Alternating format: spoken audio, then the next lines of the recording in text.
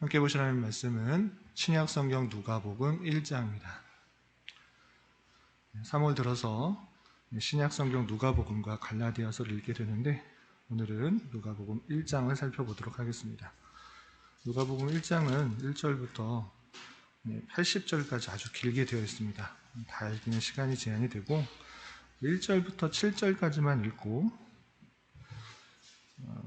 오늘 누가복음 첫날이니까 개관을 좀 살펴보는 시간을 갖도록 하겠습니다. 누가복음 1장 1절부터 7절까지만 함께 봉독하겠습니다. 우리 중에 이루어진 사실에 대하여 처음부터 목격자와 말씀에 일꾼된 자들이 전하여 준 그대로 내력을 저술하려고 붓을 든 사람이 많은지라. 그 모든 일을 근원부터 자세히 미루어 살핀 나도 데오빌로 각하에게 차례대로 써 보내는 것이 좋은 줄 알았노니 이는 각하가 알고 있는 바를 더 확실하게 하려 함이로라. 유대 왕 헤롯 때에 아비야 반열에 제사장 한 사람이 있었으니 이름은 사가랴요. 그의 아내는 아론의 자손이니 이름은 엘리사벳이라. 이 두 사람이 하나님 앞에 의인이니 주의 모든 계명과 규례대로 흠이 없이 행하더라. 엘리사벳이 잉태를 못하므로 그들에게 자식이 없고 두 사람의 나이가 많더라. 아멘. 7절까지만 보겠습니다. 오늘 말씀 읽기 본문은 누가복음 1장인데 오늘 누가복음 처음 시작하는 날이니까 이 누가복음이 어떤 책인가 또는 다른 복음서와 어떤 차이가 있는지 좀 살펴보도록 하고 넘어가도록 하겠습니다. 여러분들 갖고 계시는 말씀 읽기 책자를 보시면 10페이지에 누가복음 갈라디아서 개관이 있습니다. 10페이지를 먼저 살펴보고 누가복음에 대해서 핵심적인 1장 핵심적인 말씀만 나누도록 하겠습니다. 10페이지 보시면 누가복음 개관 이렇게 있습니다. 그래서 누가복음의 특징이 무엇인가 여러 가지 되어 있는데 복음서에는 4가지 복음이 있는데 복음서의 4복음 중에 공간복음이라는 게 있습니다. 공간복음이 무엇인가 라고 했을 때 3가지 복음서가 서로 공통적인 관점에서 쓰였다 그래서 공간복음이라고 하는데 누가복음은 공간복음이라는 그 틀 속에서 이해하는 게 좋다라고 되어 있습니다. 그 내용을 좀 보고 넘어가도록 하겠습니다. 1번에 보면 누가복음의 특징은 공간복음이라는 틀 속에서 이해하는 것이 유익하다라고 되어 있습니다. 그래서 신약성경에는 총 4개의 복음서가 있는데 마태, 마가, 누가복음을 같은 관점에서 서로 공통된 관점에서 쓰여졌다 그래서 공관복음이라고 표현합니다. 그래서 말 그대로 같은 관점에서 기록된 복음서라고 할 수 있는데 요한복음과는 비교해 볼 때 차이를 확연하게 알 수 있습니다. 어떤 차이가 있는가라고 했을 때 공간복음의 구조는 6월절이 그 사역의 기록에서 맨 마지막에 한 번 나옵니다. 그래서 공간 중심으로 기술되고 있다가 6월절에 예수님께서 십자가에 달려 돌아가시기 위해서 6월절 만찬을 하기 위해서 예루살렘에 들어오시는 그 사역이 맨 마지막쯤에 한 번 나오게 됩니다. 그래서 구조를 보면 공통적으로 들어가 있는 사역들이 있는데 첫 번째 요한의 세례, 그리고 예수 그리스도의 갈릴리 사역, 그리고 유다와 예루살렘에서 예수님께서 어떤 사역들을 하셨는지, 그리고 맨 마지막에 6월절을 지내기 위해서 예루살렘에 오시고 고난과 죽음 그리고 부활 순서로 기록되어 있다라는 특징에서 이 공간복음 마태, 마가, 누가는 거의 같은 순서로 기록되어 있는 것입니다. 그래서 이 공간복음에는 6월절이 딱 한 번밖에 등장하지 않는 그런 특징이 있습니다. 그런데 요한복음은 다릅니다. 6월절에 대한 기록이 3번이 나오게 됩니다. 6월절에 대한 기록이 3번 나오고 또 예수님은 갈릴리 지역에서 예루살렘의 절기 때마다 방문하는 것입니다. 그래서 우리가 흔히들 예수님의 공생애가 몇 년이냐라고 했을 때 3년이다 라고 표현합니다. 예수님께서 30세 때 세례를 받으시고 3년 동안 공생애를 하시고 33세 때 십자가에 달려 돌아가신 것으로 그렇게 말하는데 어디에도 예수님께서 3년 동안 사역을 하셨다라는 표현이 없습니다. 그럼에도 불구하고 3년 동안 예수님께서 공생애를 하셨다라고 흔히들 말하는 이유는 무엇인가라고 했을 때는 요한복음에 시간적으로 기술된 그 성경에서 유월절이 3번이 나오고 3번 다 예수님께서 유월절을 지키는 내용이 나오기 때문에 예수님께서는 공생애를 3년 하신 것으로 이렇게 생각하고 판단하는 것입니다. 그래서 예수님께서 33세 때 십자가에 달려 돌아가셨다 이렇게 생각할 수 있는 것입니다. 그래서 공간복음의 특징은 무엇인가라고 했을 때는 공간 중심으로, 그러니까 예루살렘의 맨 마지막에 한번 오신 것처럼 기술되어 있다는 특징이 있고, 요한복음은 시간순으로 기술되어 있다는 특징이 있습니다. 그래서 유월절이 실제 예수님께서 많은 사역 중에서 3년 동안 사역을 하시면서 유월절이 나올 때마다 예루살렘에 오셔서 절기를 지키는 그런 장면이 나오기 때문에 공간복음의 특징인 일반적으로 요한의 세례, 예수님의 갈릴리 사역, 유다와 예루살렘 사역, 그리고 예루살렘에서 고난과 죽음, 부활, 이 순서로 나와 있는 것이 아니라는 그런 특징이 있는 것입니다. 그래서 요한복음과 공간복음의 구조는 사뭇 다르다. 이렇게 해서 4복음 중에 3가지 복음서가 비슷하기 때문에 공간복음이다 이렇게 표현하는 것이고, 그 공간복음 틀 안에서 누가복음을 이해하는 것이 좋습니다. 그리고 3번을 보시면 공간복음의 3복음서와 관계가 있는데, 마태, 마가, 누가복음은 아까 말씀드린 것처럼 요한의 세례, 갈릴리 사역, 유다, 예루살렘 사역, 고난, 죽음, 부활, 이것이 공통적으로 똑같이 들어가 있다라고 되어 있는 것입니다. 그래서 마태복음 총 28장의 절수를 따지면 1071절인데, 또 마가복음은 677절인데, 마태복음과 마가복음의 같은 내용, 같은 절이 몇 구절이나 되는가라고 했을 때 600절이나 같은 것을 알 수 있습니다. 그래서 거의 마가복음의 거의 대다수가 마태복음에 표현되어 있는 그런 것을 볼 수 있고, 마가복음의 독립적인 구절은 마가복음에만 나오는 독립적인 구절은 77절 정도밖에 되지 않은 것을 볼 수 있습니다. 그리고 마가복음과 누가복음을 봤을 때 같은 구절이 350절이 있고, 또 마태복음과 누가복음을 살펴볼 때 같은 구절이 235절이 있습니다. 그러니까 마태복음과 마가복음은 거의 유사한 그런 내용을 담고 있고, 누가복음은 같은 내용들은 있지만 독립적으로 두 복음서에는 나오지 않는 그런 복음이, 그 구절이 많이 드러나 있는 것을 알 수 있는 것입니다. 그렇게 이 세 복음서, 공간 복음이 비슷한 내용은 있지만, 그렇지만 누가복음은 독립전 구절이 많이 있다 이렇게 생각해 보시면 될 것입니다. 그리고 2번을 보시면 서문 그리고 사도행전이 있는데, 공간 복음서들 중에서 누가복음에 있는 독특한 부분 중에 하나는 무엇인가 했을 때 서문입니다. 우리가 아까 읽었듯이 다른 복음서에는 서문이 없습니다. 그러니까 이것이 누구에게 쓴 것인가, 왜 썼는가, 그 목적과 수신자 기록 방식, 그것을 다른 복음서에서는 전혀 기록하지 않고 곧바로 하나님에 대한 무슨 말씀으로 이어지는 것입니다. 요한의 세례가 나오든지 아니면 예수님의 족보가 나오든지 그렇게 시작되는데, 누가복음에만 기록한 방식, 그리고 작성, 목적, 이것을 왜 썼는지를 구체적으로 밝혀주고 있다는 것입니다. 그래서 수신자가 누구인가 라고 했을 때 데오빌로 가카라는 것을 알 수가 있고, 이것은 사도행전, 누가복음뿐만 아니라 사도행전도 마찬가지로 데오빌로인 것을 알 수 있습니다.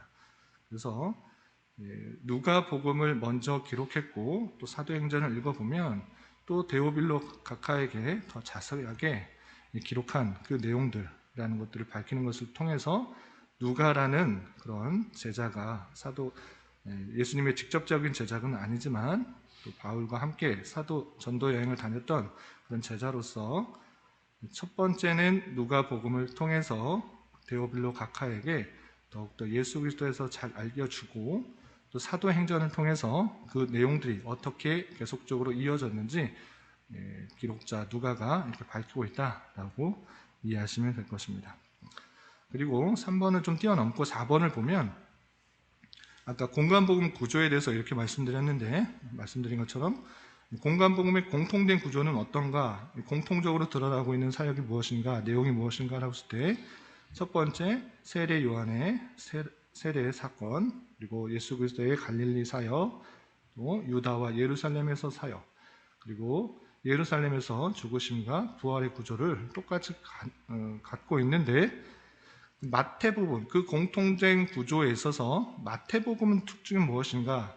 이 공통된 구조에 있어서 마태복음은 이번에 보시면 그 구조에 5개의 강론이 있습니다. 5개의 예수님의 설교가 있는 것입니다. 그래서 산상수훈도 있고, 파송설교가 있고, 천국 비유가 있고, 교회 설교가 있고, 종말 설교, 이 5개의 강론이 거기에 추가된 것이 마태복음이다. 그리고 특별히 마태복음은 1장 처음부터 예수님의 출생 기록이 어떻게 되는지 그 족보부터 시작한다라는 특징이 있고, 그리고 오늘 읽게 된 누가복음, 또 3월에 읽게 된 누가복음의 특징은 무엇인가 라고 했을 때는 그 기본 구조를 더 매끄럽게 다듬었다. 그래서 예수님의 출생 기록에 세례 요한의 출생까지 추가로 기록됐다라고 할 수 있습니다. 마태복음은 예수님의 출생 기록밖에 없는데, 누가복음의 특징은 무엇인가? 예수님의 길을 예비할 자로서 세례 요한이 등장하는데, 그 세례 요한은 어떻게 등장하는 것인가? 그 세례 요한의 출생 비밀 또는 출생 기록에 대해서 자세하게 드러나는 것이 누가복음의 특징인 것입니다. 그래서 3번에 2번을 보면, 누가복음의 기본 구조를 보면, 누가복음은 공간복음의 기본 구조가 예루살렘을 목적지로 향하고 있음을 명시적으로 기록하고 있습니다. 그래서 누가복음에만 예수 그리스도께서 예루살렘을 향하여 여행한다라는 표현을 4번이나 명시하고 있다라는 특징을 가지고 있습니다.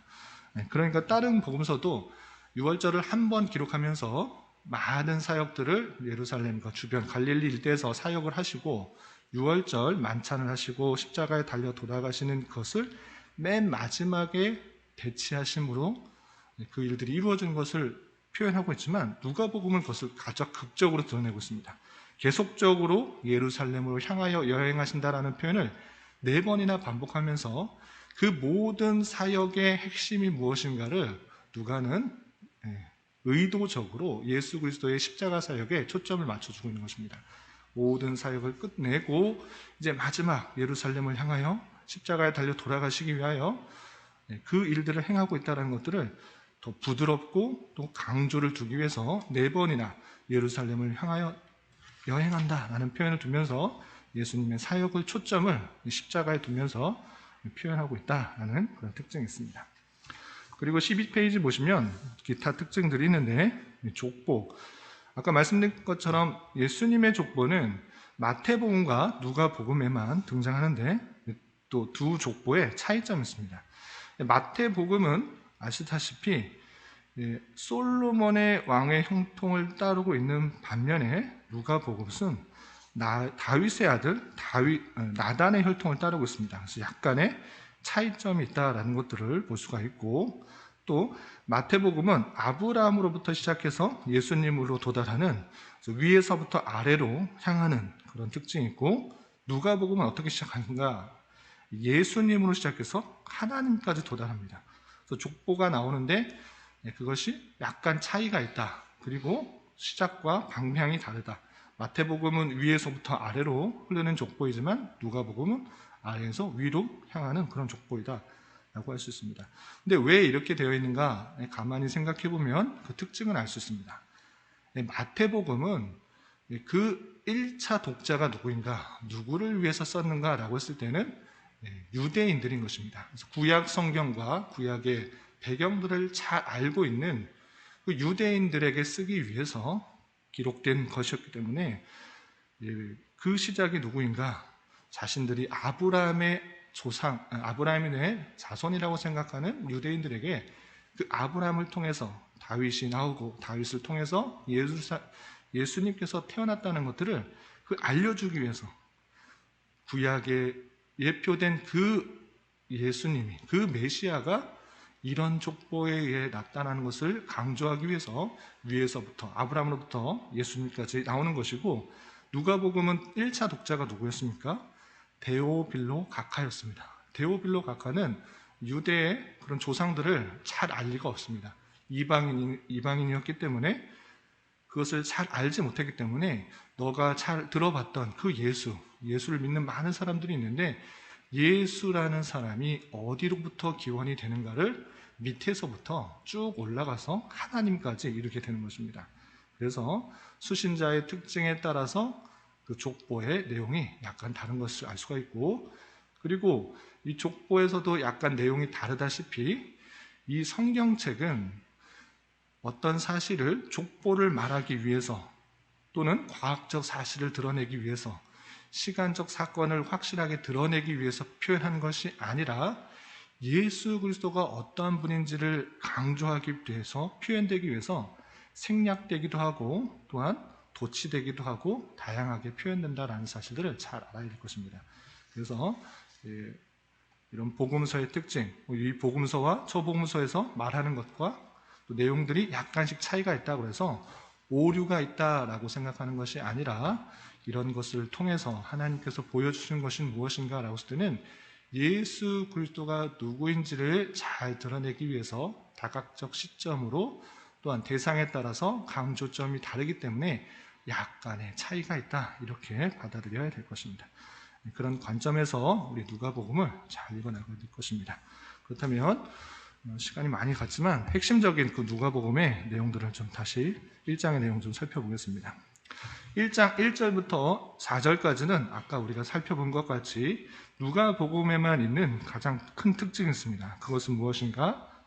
누가 왜 이것을 누구에게 썼는가? 그 서문적 내용이 있다는 것입니다. 그 내용을 좀 살펴보겠습니다.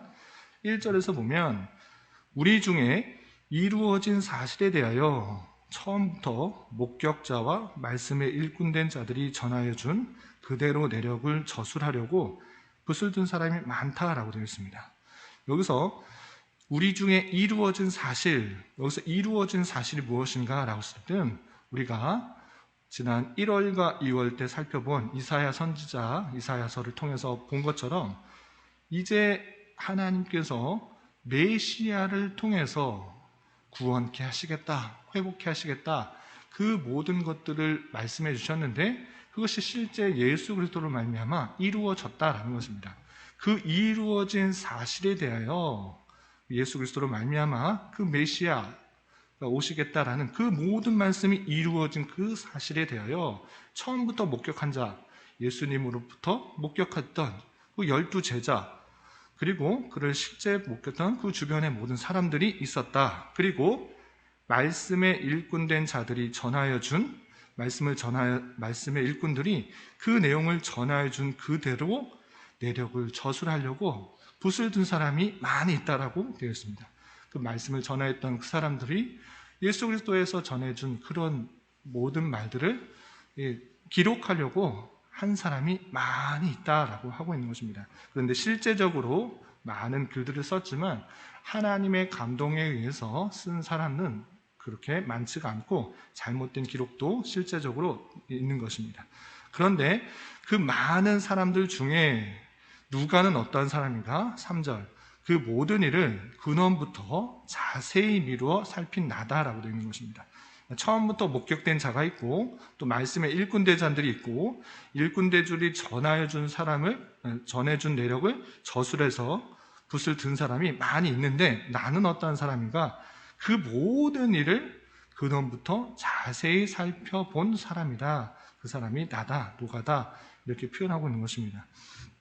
그 사람이, 그 누가가 누구에게 보내는가? 데오빌로 각하에게 차례대로 써 보내는 것이 좋은 줄 알았다라고 표현하고 있습니다. 그래서 데오빌로 각하가 누구인가 할 때 실제 역사에 있어서 로마의 어떤 관료직도 데오빌로라는 사람을 찾아보기는 쉽지 않다라고 합니다. 그런데 이 데오빌로라는 이름을 통해서 이 사람이 어떤 사람인가를 추측할 수 있습니다. 어떻게 추측할 수 있는가? 데오빌로는 문자 그 뜻을 보면 데오와 빌로가 합쳐진 그런 이름입니다. 데오는 무슨 뜻인가? 잘 아다시피 세오스라는 그런 하나님을 뜻하는 것이고 빌로는 필로스라는 사랑한다라는 그런 뜻입니다. 그래서 데오 빌로는 하나님을 사랑하는 자, 하나님의 사랑을 입은 자라는 그런 뜻을 갖고 있습니다. 그래서 비록 처음은 하나님을 알지 못하였지만 복음을 듣고 하나님의 사랑을 받은 그런 높은 직책에 있는 관료라는 것을 추측해 볼 수가 있는 것입니다. 그래서 데오빌로 각하라고 표현했을 때 하나님을 사랑하는 그런 높은 직책에 있는 그 사람에게 누가가 이 모든 일에 대해서 근원부터 자세히 미루어 살펴서 그 각하에게, 높은 관료에 있는 이에게 더욱더 확실하게 그 사실을 알려주게 하기 위해서 쓴 것으로 알 수가 있는 것입니다. 4절, 이는 각하가 알고 있는 바 복음에 대해서 듣고 예수 그리스도에서 전해 들어서 어느 정도는 예수 그리스도에서 깨닫고 또 믿음으로 예수님을 고백하는 그런 사람으로 추측할 수가 있는 것입니다. 그런데 예수 그리스도에서 자세하게 알지 못하기 때문에 누가는 이 모든 일들을 근원부터 자세히 살펴보았기 때문에 데오빌로 각하가 더욱더 구체적으로 확실하게 예수 그리스도가 어떤 분이신지를 깨닫게 하기 위해서 이 글을 쓴 것으로 이렇게 표현되고 있는 것입니다. 그래서 누가라는 그런 의사였던 사람이 더욱더 자신의 성격을 살려서 모든 것들을 구체적으로 잘 표현하여서 데오빌로 각하가 어설프게 알고 있는, 어렴풋이 알고 있는 그 내용을 더욱더 확실하고 구체적으로 알게 하기 위해서 누가복음이 쓰여졌구나라는 사실들을 잘 알아야 될 것입니다. 그리고 나머지 5절부터 80절까지 내용은 무엇인가 할 때 여러분들 갖고 계는 교환에 있는 것처럼 5절부터 25절까지는 세례자 요한, 세례 요한이 어떻게 출생하게 되는지 예언을 듣고 또 예언을 받은 사가랴가 어떤 반응을 했는지에 대해서 나오고 있고 26절부터 38절까지는 또한 예수님께서 어떻게 탄생하게 될 것인지 예언하는 내용, 그리고 그 이야기를 들은 마리아의 반응이 나오고 또 39절부터 56절까지는 엘리사벳이 마리아를 방문하여서 이야기를 하는 내용, 그리고 마리아가 그 소식을 듣고 하나님을 찬미하는 그런 내용이 나오고, 그리고 57절부터 마지막 80절까지는 세례 요한이 실제적으로 출생하는 것, 그리고 그 출생하는 것을 통해서 사가랴가 하나님을 찬미하는 내용이 나오게 됩니다. 그래서 실제 예수 그리스도가 태어나게 될 그 예언들이 나오고 또 세례 요한이 그 길을 예비하기 위해서 태어나게 되는 그 내용이 나오는데, 이 내용들이 그냥 나오는 것이 아니라 이사야서를 통해서도 살펴본 것과 마찬가지로 예수 그리스도를 오신다, 그리고 그 길을 예비하기 위해서, 평탄케 하기 위해서 광야에서 외치는 소리가 있어야 될 것을 말씀하셨는데, 실제 그 말씀이 이루어졌다라는 것들을 표현해 주기 위해서 그 사실들을 구체적으로 또 자세하게 누가가 기록하는 것입니다. 그래서 우리가 1장 1절에서 본 것처럼 구약에 나와 있던 많은 것들이 이루어진 사실, 그 사실들이 있다라는 것들을 누가복음을 통해서 다시 한번 확인할 수가 있는 것입니다. 이 말씀을 통해서 우리가 무엇을 생각해야 됩니까? 구약에 예언되었던 수많은 예언들, 또 우리가 1월과 2월 통해서 이사야 선지자를 통해서 우리가 예언받았던 그 내용들, 우리의 죄와 허물 때문에 영원히 죽었던, 영적으로 죽었던 그 모습에서 우리를 살리시기 위해서 예수 그리스도께서 이 땅에 오심으로 말미암아 그 모든 예언이 이루어졌다라는 사실들을 이 말씀을 통해서 잘 깨달아야 될 것입니다. 예수 그리스도께서 왜 오셨습니까? 우리의 죄와 허물을 위해서 이 땅에 오셨다는 그 사실들을 다시 한번 기억하면서 말씀을 주시고 그 구원을 예비하시고 실제 이루시는 그 하나님의 놀라운 신들을 잘 깨달아야 될 것이고, 누가라는 그 기록자가 가장 바랬던 것, 데오빌로 각하가 어렴풋이 알고 있는 바, 그 알고 있는 바를 더욱더 확실하게 하기 위해서 이 내용이 쓰여졌다는 것들을 통해서 우리 또한 누가복음의 말씀을 천천히 자세히 살펴서 잘 알지 못하고 있던 그런 예수 그리스도의 사역과 또 그 의미들을 더욱더 분명히 알 수 있는 계기가 되어야 될 것입니다. 3월 한 달 동안 누가복음의 말씀들 천천히 읽어가면서 알고 있는 바를 더욱더 확실하고 구체적으로 알아서 하나님께서 그 택하신 백성을 얼마나 사랑하시고 이끄시고 또 어떤 일들을 행하셨는지를 잘 깨달아서 우리의 삶을 더욱더 힘을 내고 능력을 얻을 수 있는 그런 한 달이 될 수 있기를 바랍니다. 이런 은혜가 저와 여러분 우리 모두에게 있기를 진심으로 기원합니다. 기도하겠습니다. 하나님 아버지 감사합니다. 오늘 말씀을 통해서 구약의 선지자들을 통하여 예언하셨던 약속들이 사실로 실현되었음을 살펴보았습니다. 하나님께서 뜻하신 것은 반드시 이루시는 하나님이신 줄 알아 주님의 말씀을 통해 그 뜻을 알아가기에 더욱더 힘쓰게 하여 주시고 우리의 구속자요 메시아이신 예수 그리스도께서 이 땅에 오심으로 말미암아 우리가 구원받았다는 그 사실로 인하여 참으로 기뻐하게 하여 주시며 우리에 대한 사랑과 인자하심에 더욱더 감사 찬송하며 우리의 삶을 온전히 주님께 맡겨드릴 수 있는 자 되게 하여 주시옵소서. 주님, 오늘은 3.1절입니다. 주님께서 우리나라의 독립을 위해 여러 순국 선열들을 사용해 주셨음을 감사드립니다. 우리 또한 우리에게 허락하여 주신 나라와 민족을 아끼며 사랑할 수 있는 자 되게 하여 주시옵소서. 특별히 코로나로 인하여 정치적인 문제로 인하여 많은 혼란과 갈등 가운데 있는 이 나라 가운데 주님 긍휼을 베풀어 주시고 믿는 자들이 더욱더 주님 앞에 겸비하며 엎드려 자복하며 회개하게 하여 주시고 주님의 뜻을 분별하기에 힘써 또 그 뜻을 실천하며 살아갈 수 있는 은혜 허락하여 주시옵소서. 또한 이 계기로 참교회와 거짓교회가 온전히 드러나 주님의 영광만이 드러날 수 있도록 은혜를 베풀어 주시옵소서.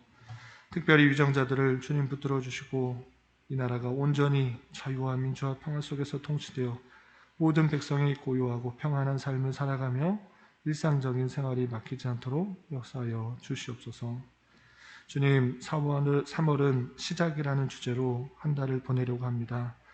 움츠려들었던 신앙과 또 삶의 모습이었을지라도 다시 한번 새 출발하려는 마음을 가지고 우리의 신앙과 삶을 되잡을 수 있는 시간 되게 하여 주시옵소서. 주님, 교회 내 육체적인 고통과 연약함으로 경제적인 문제로 가정적인 문제로 다니는 직장과 사업장의 문제로 또한 가족의 전도를 위해 주님께 간절히 기도하며 나아가는 지체들이 있습니다. 주님, 그들의 기도에 신실하게 응답하여 주시고 우리의 기대와 간구보다 더 풍성하게 역사하시는 하나님을 깊이 경험하는 기회 되게 하여 주시옵소서.